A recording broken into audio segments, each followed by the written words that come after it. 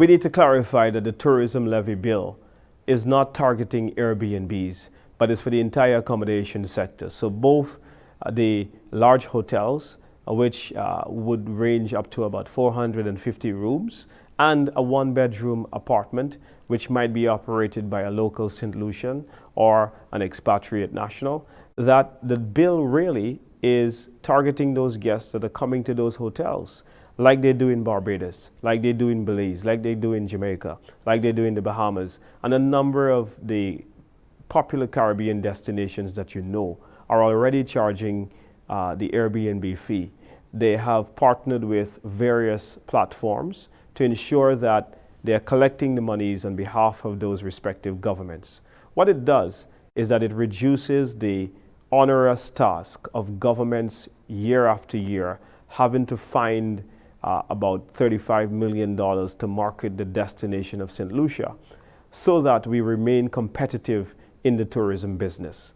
What it does then is make more monies available for schools, more money available for roads, and more monies available for sporting infrastructure, and all the necessary government services that we need to elevate and advance our country. It must be made clear that the Village Tourism Incorporation, Inc. will be established in conjunction with the Tourism Levy bill. And what this does is that it will give the Airbnb properties the opportunity to get concessions. So at present, only hotels that have 6 rooms or more are benefiting from concessions. Now we are saying that everyone should benefit from concessions, that everyone should participate meaningfully in the tourism sector. And so we're asking everyone to get registered. We're asking everyone to participate so that you can receive marketing help. At present, only big hotels are assisted by the tourism authority. They're the ones that go on trade shows. They're the ones that are promoted. Now we want to promote authentic St. Lucia. We want to promote little inns and cottages and apartments and villas that are owned by St. Lucian people so that St. Lucians can participate more meaningfully. There is a lot that you can do on your own, and we will leave you to do those things by yourself.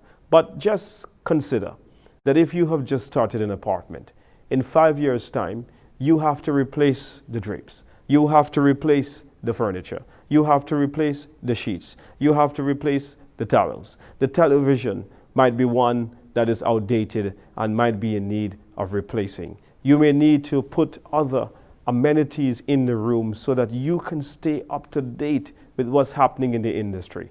If you are not registered, then you will not be able to get concessions like large hotels do. So what we're simply trying to do is to create a better management system for you.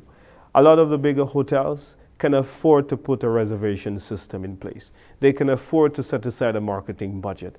They can afford to get legal help to advise them as to how to apply for concessions. They can afford to do a lot of things that smaller inns cannot do on their own. Government, by the setting up of Village Tourism Incorporated, will help the smaller properties to get established, to get advanced, and to be more competitive within the industry.